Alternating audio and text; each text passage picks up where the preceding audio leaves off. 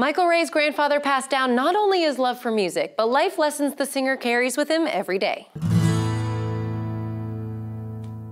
Michael Ray's new album, Amos, is named after his grandfather, the man who Michael inherited his love for music from. At his core, Michael is his grandfather's boy, and he carries the lessons the old man taught him forward now that the new album's namesake is no longer with us. His passion for music was like no other. I mean, if you talk to him, if he was here right now, you'd be like, this man must have made millions of dollars playing music, just his passion for it.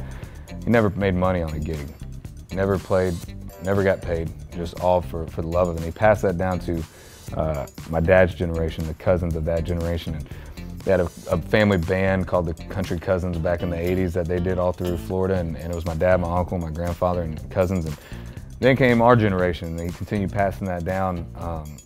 I was a kid, and I don't remember it, but I got the photos of it, you know, where you're 1, 2 years old, barely standing up, holding a little toy guitar with your dad singing lead. And, my grandfather was a lead player, and you know, he was a hard-working, honest man, and he his passion for country music was, like I said, was like no other of anybody that I've ever met. Thumbs up this video if you have someone in your life who has influenced you the way Amos influenced Michael. Then share a story with us in the comment section below. Michael understands that his appearance might not scream country music, and he realizes that people make assumptions about his upbringing, but the truth is, the singer was raised on country classics. His dream began with Michael holding a toy guitar alongside his father singing traditional country songs, then with the help of Amos, developed into something bigger. He was the guy that taught me the importance of the Grand Ole Opry and taught me what that stage, what that circle really means. And he was the one that I watched VHSs of Minnie Pearl and, you know, String Bean and Grandpa Jones and all those guys and all those, you know, Roy Acuff and everybody on the Grand Ole Opry, and watch these VHSs with him and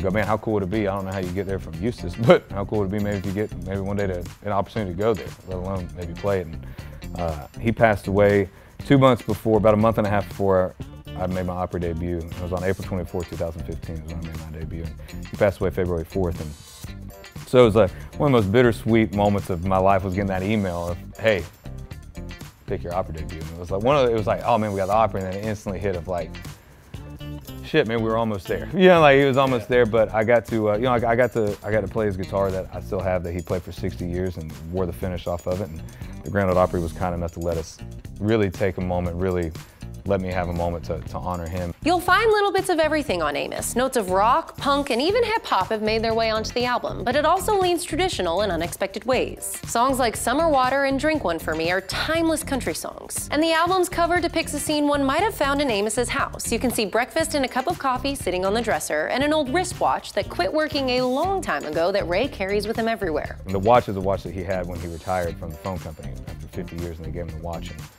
he had open heart surgery, and just before he went in, they forgot to take his watch off.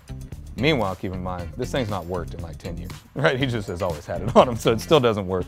But I told him, I said, hey man, you want me to grab that so it doesn't get misplaced or anything? He said, yeah. And, you know, I had it, and then after his surgery, and then I had to get back on the road, and then, you know, a month and a half later, he passed away. And I've always kept it with me and just always kind of held on close to it, so it's still in my backpack. Thanks for watching, you guys. For more interviews with some of country's biggest stars, make sure you subscribe to this channel, then check out this episode of That's What She Said. Dustin Lynch joined me on the show, and he really opened up about all those Instagram videos we've been seeing. Don't miss it.